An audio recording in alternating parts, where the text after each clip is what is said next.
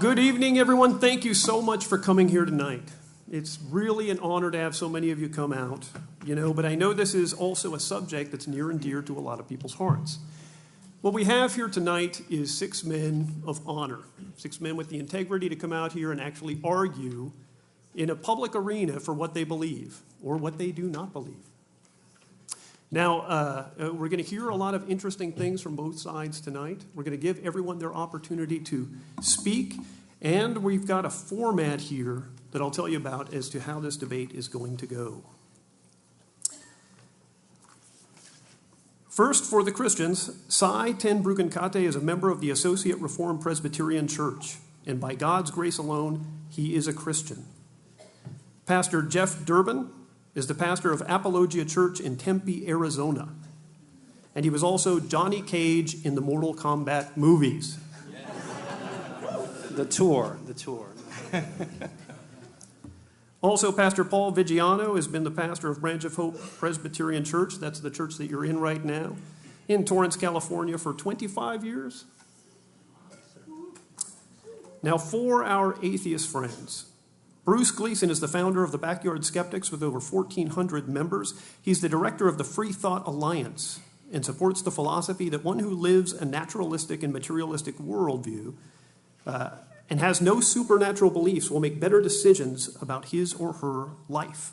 He believes that people of faith unknowingly cause harm. Sean Taylor, in the middle.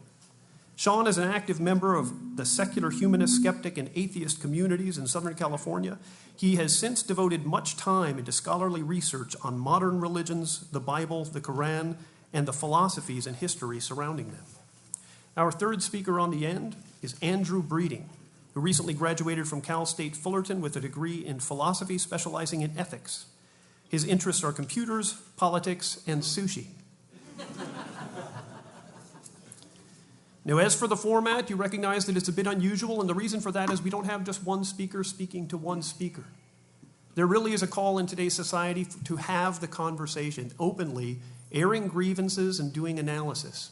So we have 3 speakers for each side. Each speaker will get the opportunity to speak. The first speaker will speak an opening statement of 20 minutes, and the other side, all 3 of them, will have the opportunity to cross-examine.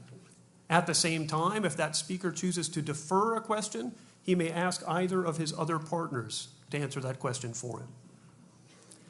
Then the next speaker from the other side will have 20 minutes in the same format. Then the next speaker for side A will have a 15-minute rebuttal, uninterrupted, followed by a 5-minute cross-examination by the other side.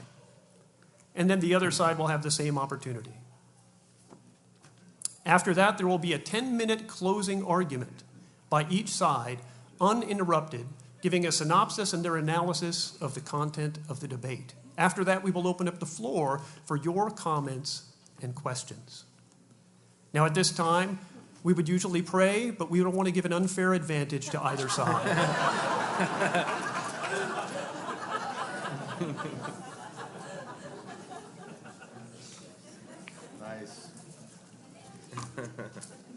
So at this time, we will have our honored guest, Bruce Gleason, begin his direct arguments.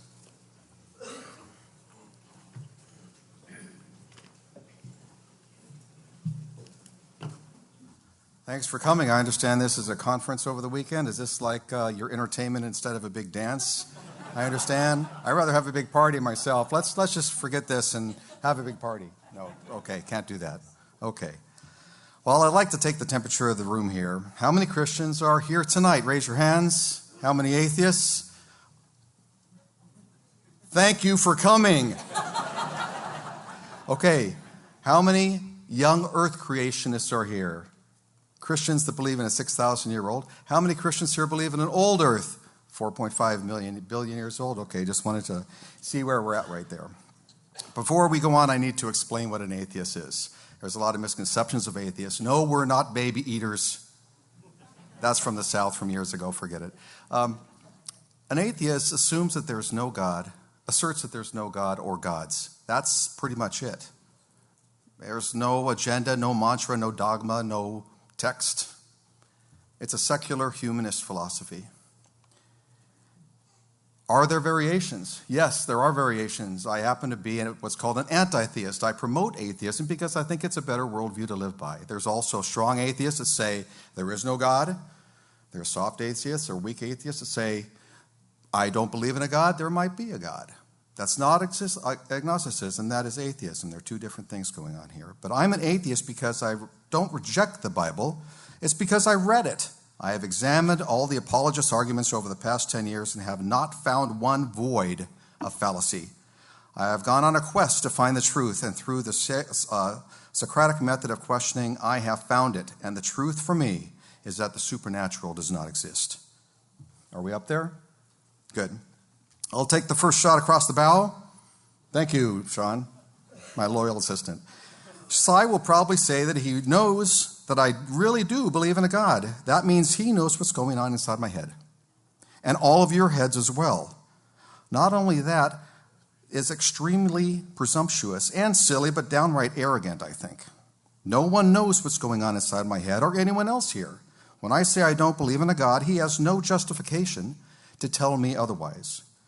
Presuppositionalists start with the Bible and their own definition of God that conflicts with many other Christian sects out there and does not question.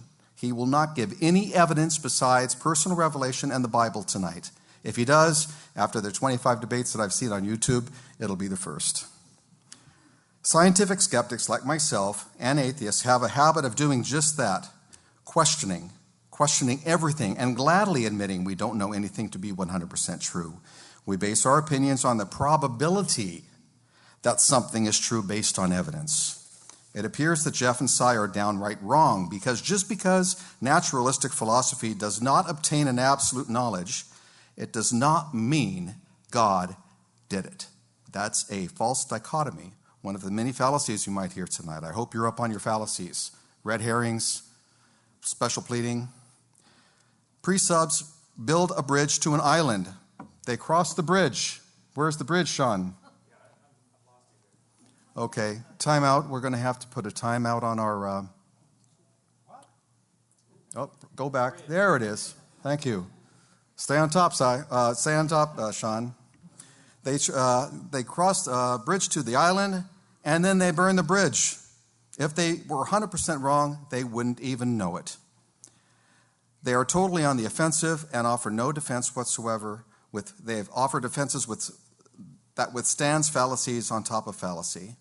They try to turn difficult, philosophical, unresolved issues into insolvable, unresolvable issues. And listen for that tonight. This is not how philosophy works. Surprisingly, my opponents are actually going to argue against themselves tonight, because any religion with any holy text can say exactly the same thing that they are saying. I claim that logic and reason came from a natural evolutionistic progress. But the difference is I have strong evidence from anthropology and evolutionary psychology, and presuppositionalists have empty claims with zero evidence. So let's take a look at God's existence. Okay, here we go. We're on time. A good starting point is to examine if God exists, is to start with the assumption of the null hypothesis. What is that? Not believing in God's existence. The reason we have to do this is because if we believe in a God told to us that existed, it would take more than a human's lifetime to examine all the different gods. If a Muslim was up here right now, you would probably think he was delusional. If a Hindu was up here, you probably thought he was mistaken. But an atheist differs from any believer in that we reject the belief in all gods. If I told you I believed in a God that you haven't heard about from this position, you would have to start at the null hypothesis, because you wouldn't know anything about the God. Let's take a look at personal revelation, and this is a big one.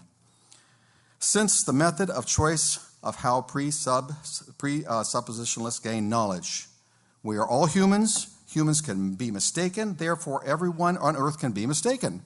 This logical statement can be said by most everyone, except for those strong in their supernatural beliefs so much that they do not know that they can be mistaken. If you are one of these people in this debate tonight, you might think about the possibility that you might be misled, or possibly you have not examined the opposite opinion. And that's one of my best sayings tonight, my axiom. The best way to know what is true is to study the best argument against your opinion. The best way to know what is true. That's it. That's what we do as skeptics. It's my guess that my opponents will say they cannot be delusional because they believe in a revelation from God, just like every other person on earth that believes in a different God. This is a vacuous claim. Suppose you're a presuppositionalist and God gave you a revelation that you would call absolute knowledge, very much like they do. Then, and you were certain it was true. Then later you changed your mind because you found convincing evidence that this knowledge was untrue. Does this mean that God was wrong?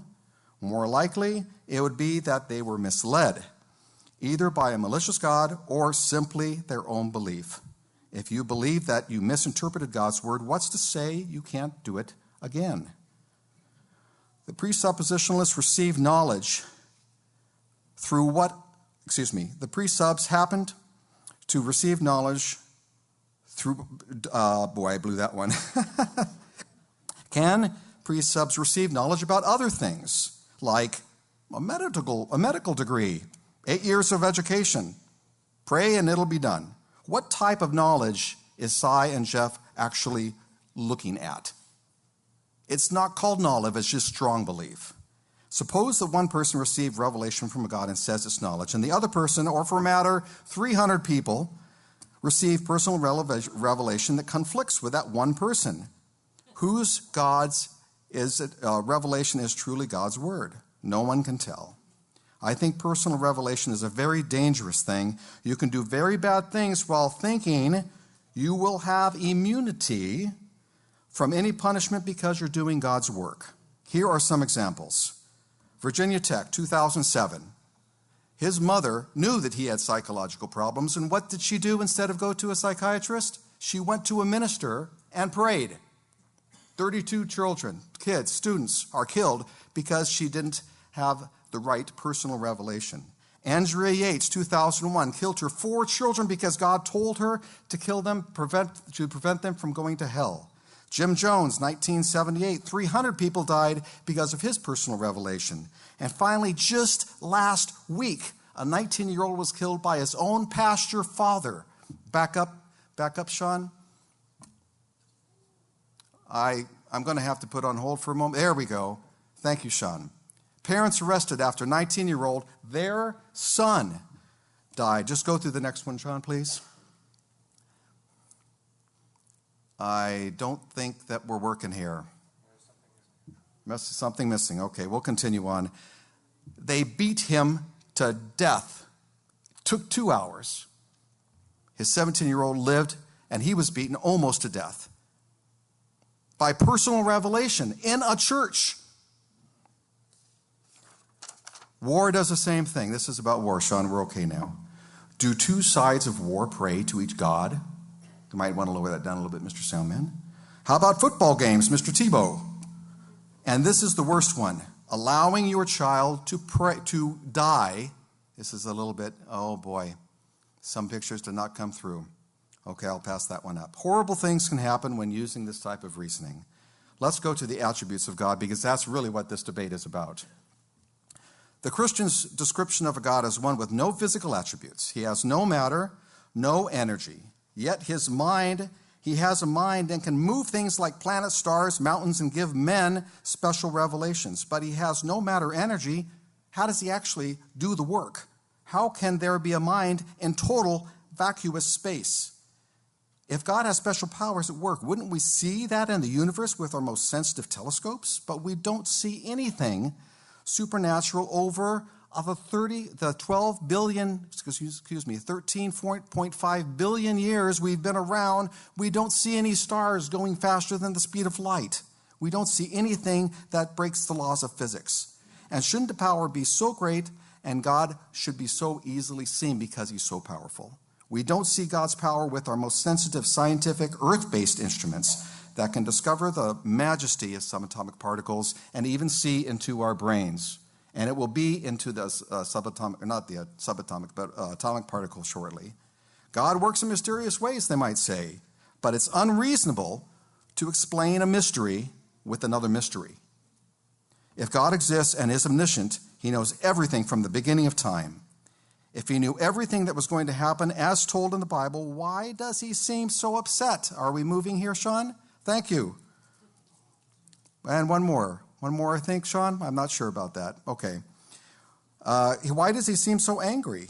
God cannot be omniscient and omnipotent at the same time. This is going into a little bit of philosophy, but if God is unchanging, immutable, perfectly made the universe, it's a hands-off God. He can't have the power to change anything because that would be admitting he was wrong. He's immutable. He's non-changing. He set everything up. Did God create us humans knowing ahead of time that most of us would end up in hell? That God doesn't sound like a loving God to me. We should have the hell picture up there, Sean. Would a loving God really kill nearly everyone on earth and call it love? Even Sye has previously agreed in other debates that this is not the loving God that most Christians believe in. What this sounds like is a story that is made up to instill fear in people, made up so people will obey men's laws that are attributed to a so-called God. Would a just God offer a total ignorant man and woman the chance, and we are stuck? Can I have a timeout, Christopher? We are stuck. Christopher and the AV guy, I'm praying really hard. It's not working. Okay, well, we'll take a 1 minute break. How many people are going to have questions afterward? Oh, come on, 2? I have to be more interesting than that.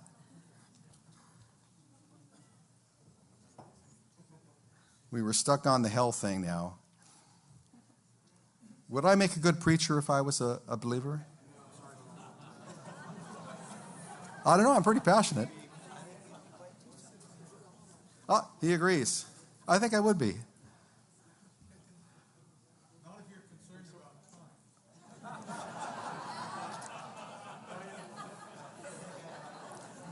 Do we have any bouncers here tonight? We're still working. This is a new system, by the way. I'm not blaming Mr. Gleason, anybody if you here. want time out, you have to remain silent. Sorry. What was I? If you want time out, you must remain silent. I was just trying to be entertaining. That's right. That wasn't in the rule book. I'm just kidding you, Chris. Just kidding you. Okay, now on the left should be the numbers there. Sean, on the left, is there numbers there? Yeah, that's Adam and Eve. Very good. If God knew Adam and Eve were going to eat the fruit, then it's not Adam and Eve's fault for eating it. They had no other choice to obey God's plan. Should we really blame them for original sin, even if God knew it? And I know what you're going to say, they had a choice. No, they didn't have a choice. If you think God is omniscient and there is no free will, and there is no way around this problem, God knows the next thought in our heads before we even think it. We do not have a choice if God is omniscient. It's a very difficult problem for Christians to overcome. God knew it all along. Most of us know that it's impossible to obey everything in the Bible in modern society. But I got a solution. What if God changed the Bible? Every Bible in the entire world all at once. God could expunge outdated verses and put in new ones. He could possibly make a different color for every 100 years. Now that would be a supernatural act I could respect. If there was a perfect Christian God with perfect communication, why would he have 44,000 sects all believing different things? Is this the right design that a God would have if he was perfect? Why would God put the writing of his words in the hand of such fallible species as humans anyway? God could just create the Bible from nothing, poof, and have it magically appear in every country in the world and all the languages all at once. That would be awesome, but it didn't happen. When Christians pray and their prayers are heard by God, wouldn't God heal them in such a way that the evidence of Christians being healed more than other believers would be greater by percentage than any other religion? Yes, he would. But that doesn't happen. But we should see that happening in the Christian world because you pray that you're going to get well, and it's just by chance that you get well. There have been dozens of prayer studies, many by Christian organizations, that result in no correlation between prayers and healing. Everyone on earth presented with the same medical condition and the same medical care lives and dies equally. That's a fact. There's no way around it. Lastly, if God is all-powerful, could he do something that his nature might not want him to do. If you call it nature, he's all powerful, he could do anything. Could he commit suicide? Could he divide himself up into different gods? But there's no way to tell. I lost it. There's no way to tell exactly what his nature is based on the thousands of different Christian sects that believe in different interpretations. Maybe God could move to an adjoining universe and leave us all together, but if he did, how would we know? How would we know? Would we all the believers will say, I don't feel it anymore? No, probably they'd keep on believing. If the Christian God did exist and Christianity was the only true religion, hospitals would have a heyday on this. Oh, you're a Christian Scientist. You're going to get healed 30% more than anybody else because Christian Scientists, I guess, are the true religion. Or pick any other sect. Christians would never have to leave their faith. Out of the 1,400 members that I have, half are believers, were believers. They were Bible studiers. They just didn't leave because they hated God. They didn't hate God. No biblical scholars were turned into atheists. There's dozens or hundreds of biblical scholars, written lots of books, Bart Ehrman, John Loftus, a lot of people that have read the Bible and turned into atheists. The answers to the hardest questions would be so strong that there would be no question that Christianity was true. There would be no fallacies, no logical contradictions. Everything would be easily explained, and there would be very little to criticize. But that's not the case. Christianity, if true, would be so strong that an 8th grader could easily defend it against the smartest non-believer. And that's just not the case.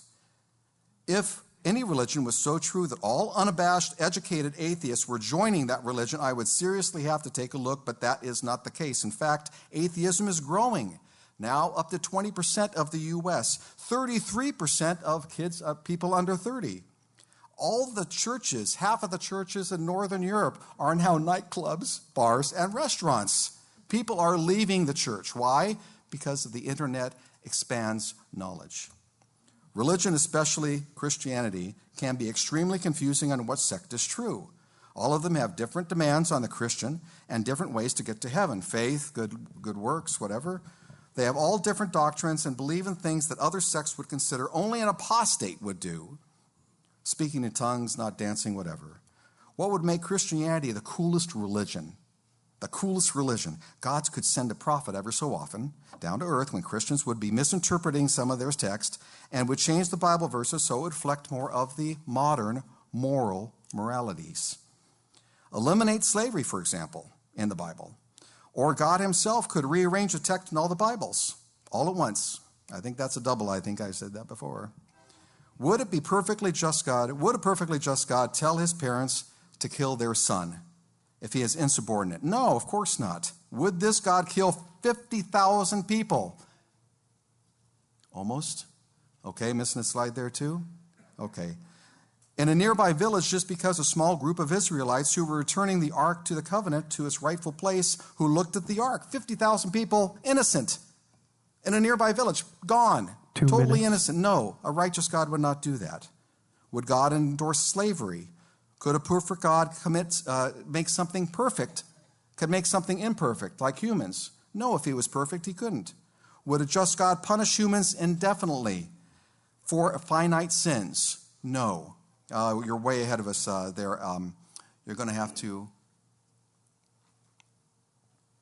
Yes, that's okay. Are you on 58? You don't have numbers there, do you, Sean? Okay. Why did the scholars who were deciding on which books to be included in the Bible not include the books that were supposedly inspired by God as well? Why would a particular God want to destroy the world again during the apocalypse and condemn good people all around the world, even those who have never heard of Christianity, that have good moral lives? 1 minute. One more time? 1 minute. 1 minute. Okay. By believing in an all, I'm just going to go straight to the conclusion so you can ex-nay the PowerPoint for me. By believing in an all-powerful deity paralyzes one thinking and cripples the choices you have to make to escape a false reality that is self-centered and apocalyptic. Looking at the truth requires courage and intellectual honesty of finding the best argument against your own. This is the holy grail of skepticism. If you're not willing to examine the arguments, then you have to admit that you're not willing to find the truth. No one can ignore billions of other people believing differently and justify that your God is the only one.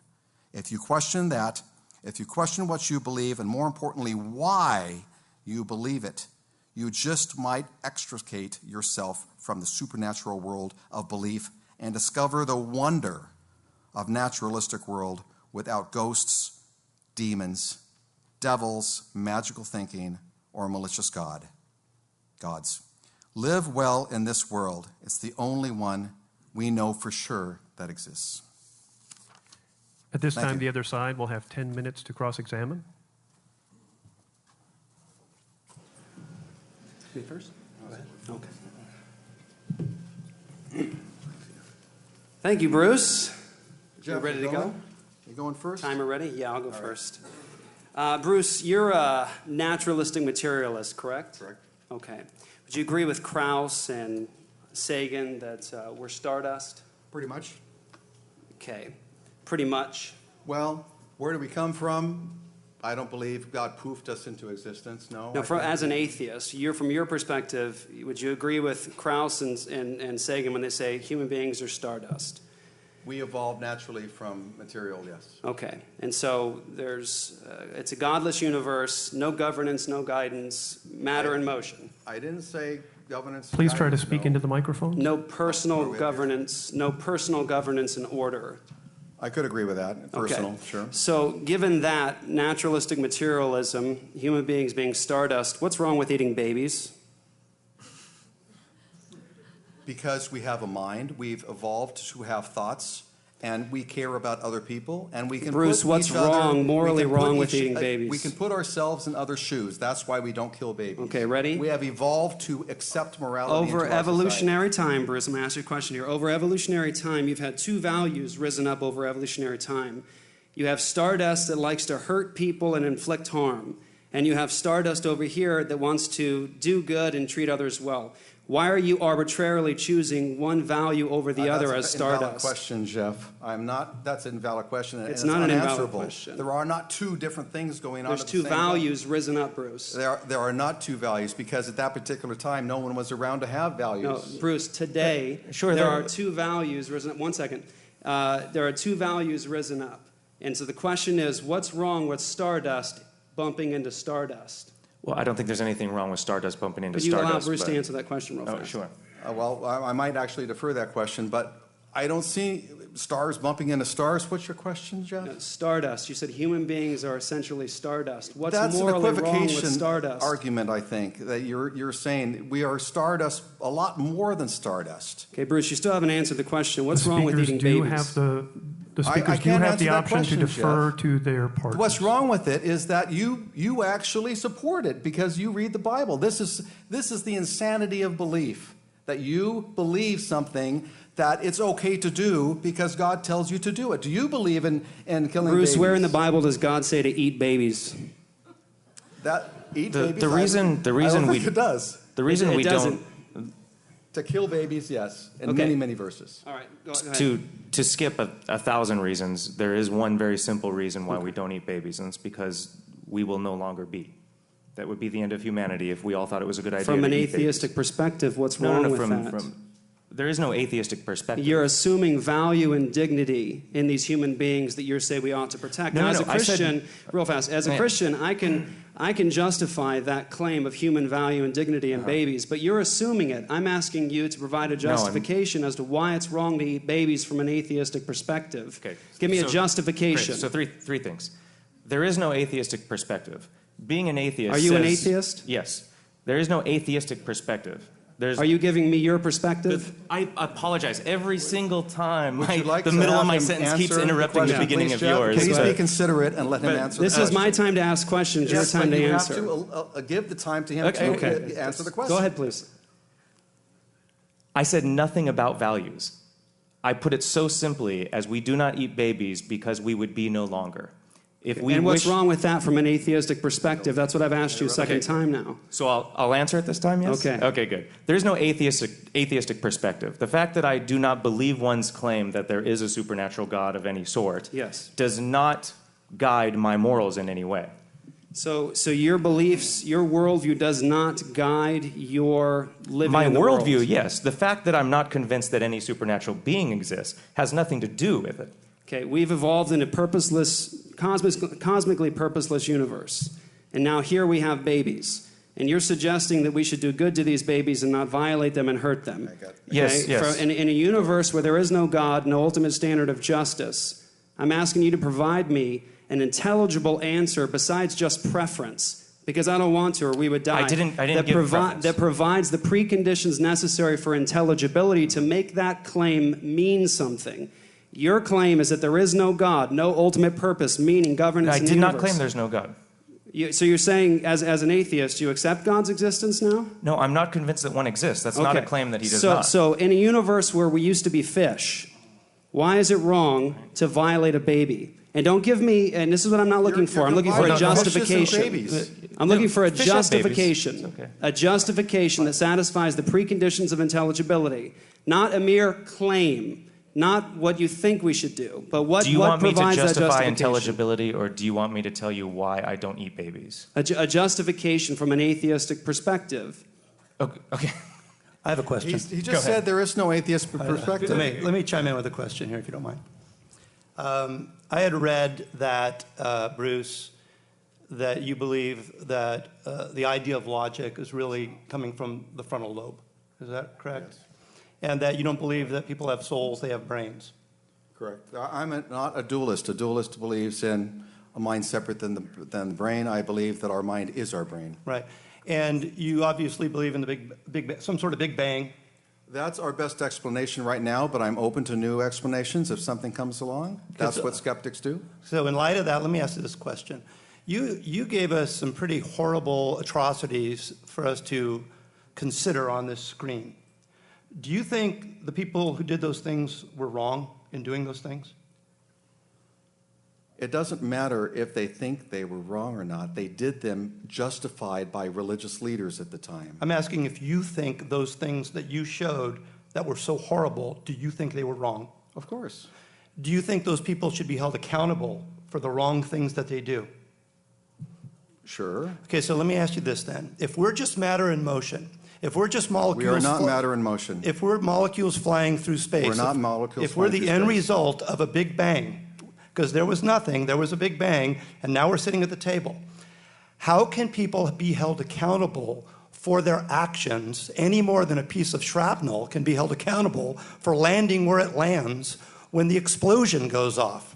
I'm wondering, how do you take that leap from being naturalistic to holding people accountable and stating that they are absolutely wrong for the things they do? I'll just say one thing, that we live in a social contract. We live within a social contract. That's one of my answers. The shrapnel does not make decisions. We do. We realize that. We are self-aware. The shrapnel is not. That's why we don't look at the shrapnel to abuse it afterwards. We look at the humans that made the decisions and fired the shot. Right, but if the mind is just mechanical, if it's just something that is material... Sure, and we don't need to get into... I mean, do you see the difficulty? No, because... No, I don't. Okay. Because I think people would see the difficulty there, but maybe you don't. Right. And I think it's kind of obvious. 2 minutes? Yes, the reason that we do govern ourselves, that we do live in the social contract, that we... to just avoid all of the obviousness that we are a social species, that we are tribal in nature. We do come together, we protect each other, we want to live, we have a desire to sustain ourselves. Avoiding all of the obvious. If you don't mind, I'd like to get my question in. Avoiding all of the obvious along those lines. There are actual rational reasons. We can use empirical data to show that it is a bad idea to run around killing each other. Because if we all think that it's okay to just run around killing each other, we no longer exist. That's sufficient. I have one question for Bruce. In the closing statement of your debate, How Do We Know What Is True? You said, I understand now through the process of looking at psychology on a very amateur level that we could be wrong big time on any of our thoughts, no matter what our personal experiences might be. Do you believe that you could be wrong about any of your thoughts? Of course As I you do, said. but I have Okay. a confidence level. Okay, that's one fine. thing That's fine. That is not mentioned in any I have of one your last question. debates. Could you be wrong about everything you said tonight? Say again? Could you be wrong about everything you said tonight? Logically I do follows not from your believe statement. I am wrong. That's not my question. My Yes or no? confidence level, you see, this is what the problem is, Sye. You deal with absolutes. Right. There's a range of confidence that people have. Are you saying there are no absolutes? There is a range of confident you. absolutes. There's another word game he's playing. Do I have any time, Christopher? 30 seconds, After please. that? There is a confidence level that he completely ignores. He's going to say, do you know that anything is true? And I'm going to say, well, technically, no. But Confidence I believe is- it's true because I have confidence that it's true. I have confidence that Sean's So not you going have to stab faith, me. Bruce? Bruce, you have faith? It's confidence, Bruce, it's not you have faith. Do you have, There's, okay. there's Bruce, five Bruce, different but- definitions of Time, faith. gentlemen. Can I answer? Time, And I do question- not have faith. If you define I'm sorry, faith as a that's time, supernatural. gentlemen. Time. Just so the audience understands, both sides in the debate requested and they were given a more conversational, open form of debate. So if it feels like they're talking over each other, a certain amount of that is allowed in this forum. And at this time, we have direct arguments by Pastor Jeff Durbin.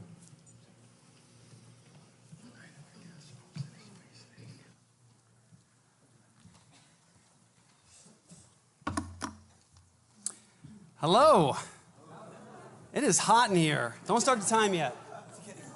Don't start the time yet. Whew. Someone control the air in here? Yes, there is. She has the fan. Get her! No. Clock's ticking. All right.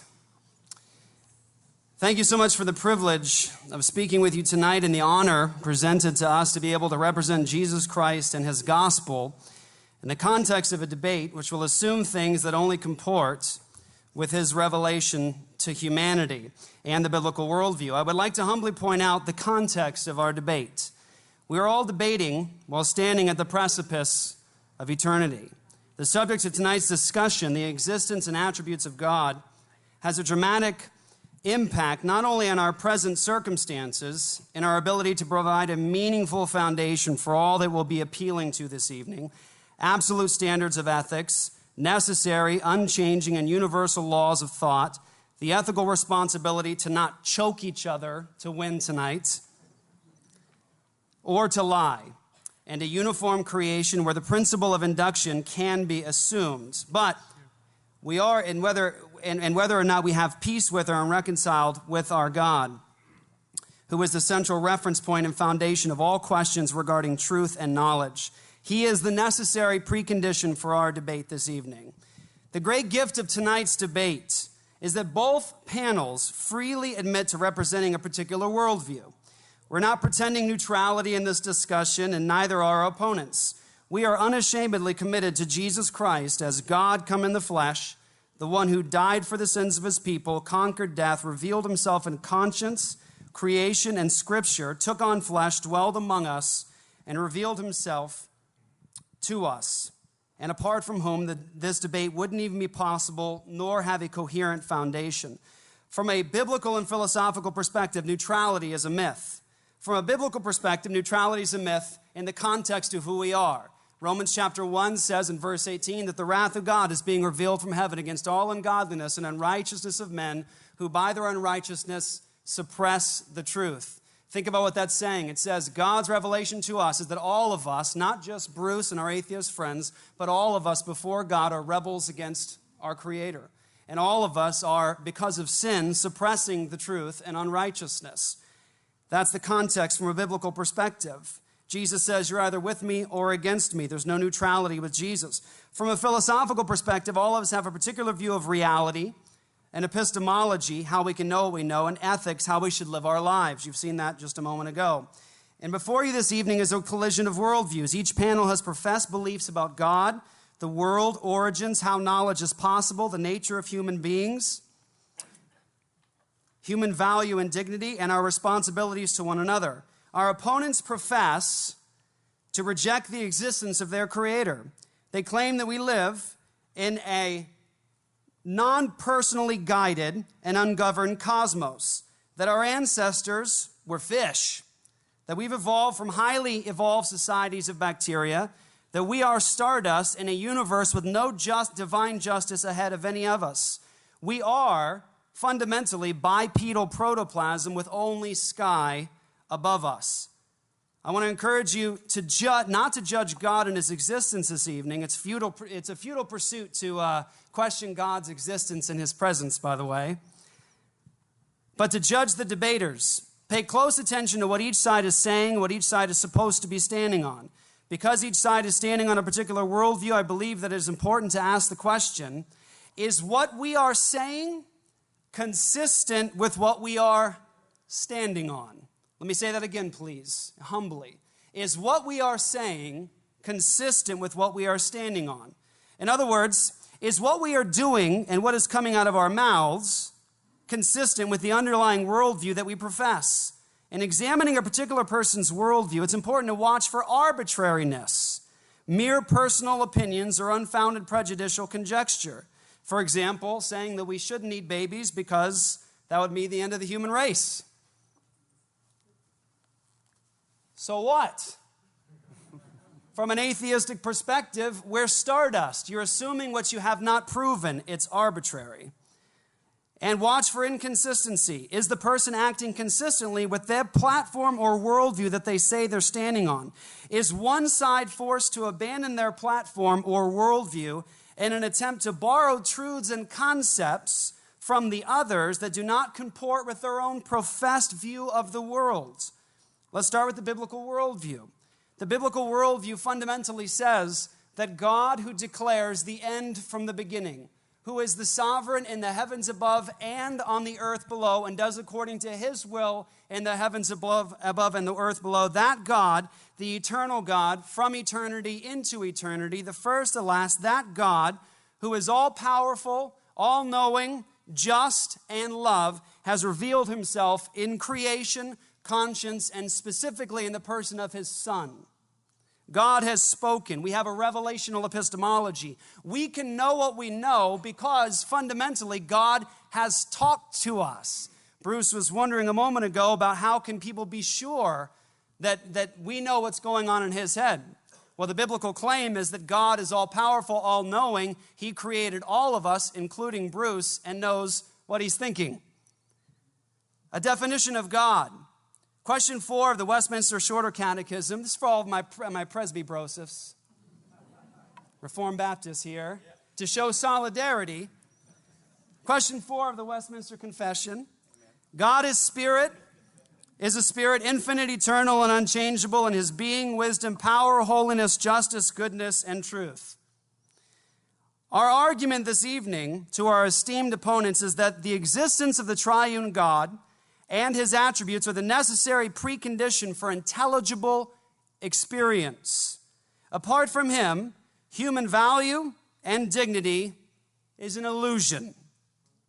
Laws of logic are not necessary and unchanging, and science is rendered useless apart from God. Our argument this evening is that apart from the triune God revealed in the Scriptures, you cannot provide a meaningful justification for claims to knowledge. You cannot prove anything, nor can you provide the preconditions necessary for all that we take for granted. The uniformity in nature, laws of logic, and ethics. That is to say, we are arguing transcendentally. We are arguing, to quote Dr. Bonson, from the impossibility of the contrary. In my opening, I'd like to direct your attention to 3 specific points of contact to demonstrate that apart from the Christian God, you cannot know or prove anything. Number 1, the uniformity in nature. From a biblical perspective, God is all-powerful. God is sovereign. He upholds all things by the word of his power. Hebrews chapter 1. Specifically, we have revelation from God, contact with God. The jailer has stepped down into time, though we're chained to the wall. He has stepped down and touched us. He has told us that he carries the universe along to its intended destination. Christians have a meaningful warrant or justification to appeal to the principle of induction. Now, my friends, both atheist and Christian alike this evening, please pay close attention to this, because everything that we're doing tonight, including what you're appealing to right now, depends upon this central point. The principle of induction, in popular parlance, the uniformity in nature. That the future will be like the past. all inference, all science, all language is based upon, fundamentally, the uniformity in nature, and that future experience will be congruent with past experience. And by the way, this is not a trick. Bertrand Russell, one of the most famous atheists in history, who wrote the book, Why I'm Not a Christian, also wrote a book in 1812 called, or 1912, I forget, sorry, Problems of Philosophy. He brought up the issue of induction in his book and demonstrated that you must provide a meaningful justification for the uniformity in nature, and you cannot appeal to past experience to do so. In other words, here's the question. In the uniformity in nature, how do our atheist friends who believe we live in a naturalistic, materialist universe provide a meaningful justification for science and logic that the future will be like the past, that the next 5 seconds will be like the past? And appealing to past experience, according to Bertrand Russell, one of the most famous atheists in history, is circular. It does not provide a meaningful justification. Christians can provide the preconditions for intelligibility as to why we can do science and how we can do science. Second point, laws of logic. Fundamentally, in the Christian worldview, we know that God is spirit. God is immaterial and unchanging. He is eternal. To engage in contradiction is to engage in the nature of lying. God, the scriptures say, cannot lie. To contradict yourself is to lie about what is true and about reality. Christians, listen closely, have a justification as to why we can appeal and how we can appeal to universal, unchanging, that's invariant, necessary laws of logic. We have the preconditions in the worldview that can make sense of that, and we have an answer for the moral requirement to be honest and have integrity when discussing proof or reason. Laws of logic, based in the very character of God. God cannot lie. God's thinking is consistent and rational. Our thinking is to be a reflection of His thinking. As His image, we are supposed to be like Him. God is not the author of confusion. Number 3, ethics. And this was assumed a moment ago. From a biblical worldview, we can have human value and dignity at the bottom of our system because all people, including atheists, are image of God and have value and meaning because they reflect the infinite value and goodness of the Creator. Human beings, all human beings, have value and dignity and worth by nature of being image of God. God has spoken. He says, love your neighbor. That is to say, as Christians, we actually have a basis to say we ought to, morally ought to, love our neighbor rather than eat our neighbor. From an atheistic perspective, standing on their worldview, they have no justification as to why we ought to love our neighbor rather than eat our neighbor. God is love. Love does no harm to its neighbor. We are image of God. Jesus says all the law and the prophets are based upon love for God, love for neighbor. Why do we not steal? We love our neighbor and we love God. Why do we not murder? Because we love God and love our neighbor. Love does no harm to its neighbor. We are image of God. The atheist claims the Bible is contradictory. Well, from an atheist perspective, so what? Our ancestors were fish. Religion is based on superstition. So what? Descendants of bacteria aren't obligated to worry about graduate school. Professed Christians have done evil things in history. From an atheistic perspective, so what? What African apes do to each other is morally irrelevant. There is evil and suffering in the world. So what? Richard Dawkins said, the universe as it exists displays there really is no good, no evil. There is only blind and pitiless indifference. Only blind and pitiless indifference. Dr. Will Provine, professor of biology at Cornell University, says that there is no immanent morality. Do you know what that means? It's an illusion. He says there's no human free will. We live, we die, and we're gone. We're absolutely gone when we die. That, my friends, is an honest atheist, although he doesn't have to be. Because from an atheistic perspective, there is no foundation to provide the necessary preconditions for integrity in debate. Atheists claim the Bible is full of evil. Well, brothers and sisters, friends, tonight, are you ready? So what? So what? Nothing is ultimately evil in an atheistic worldview.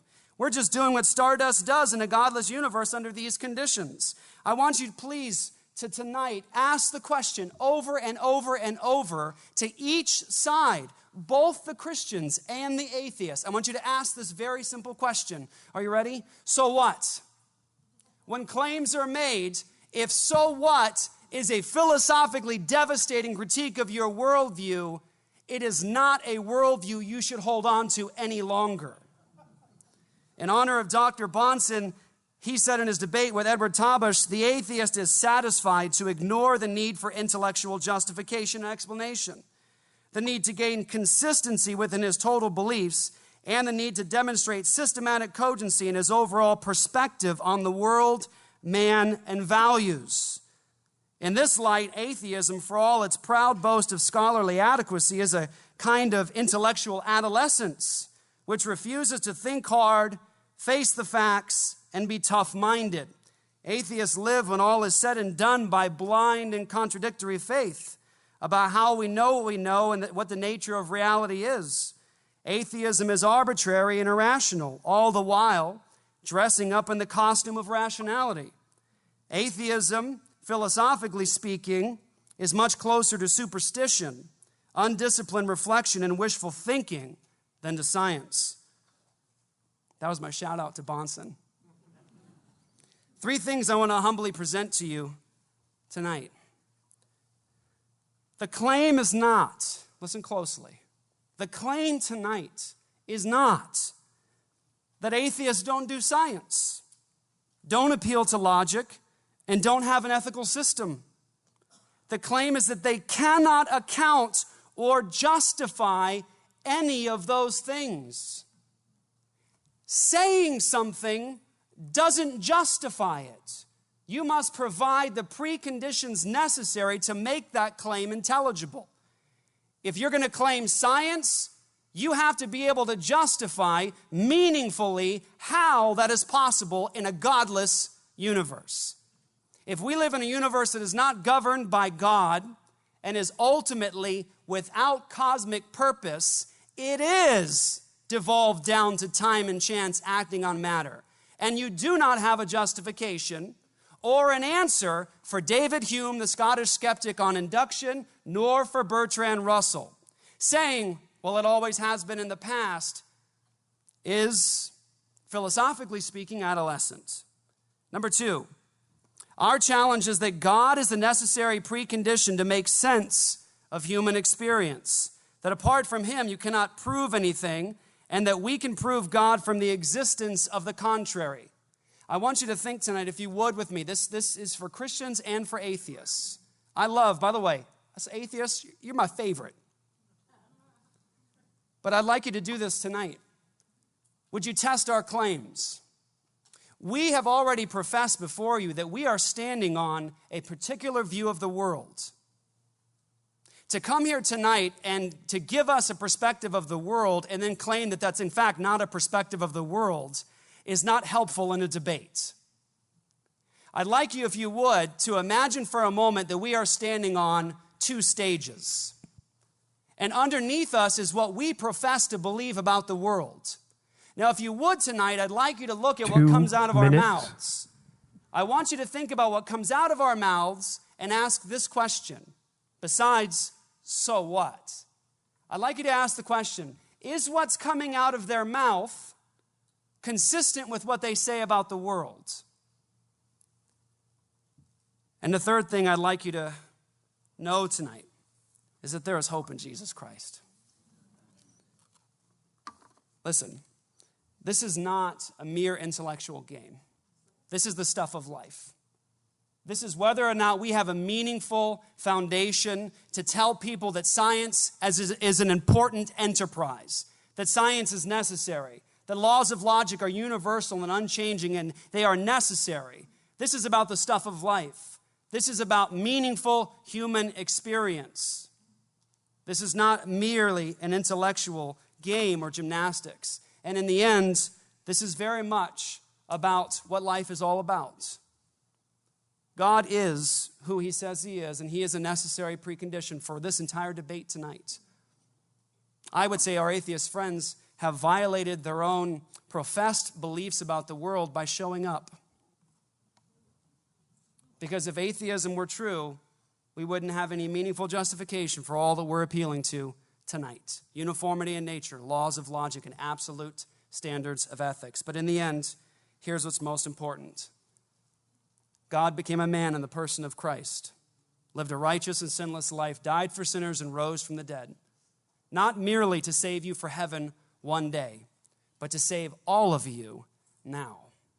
To reconcile you to himself now. And he doesn't just reconcile you to himself and bring you to peace through the cross. He also saves your mind. At this time, the atheist will have 10 minutes to cross-examine. Remember that any of the three respondents can respond to a question.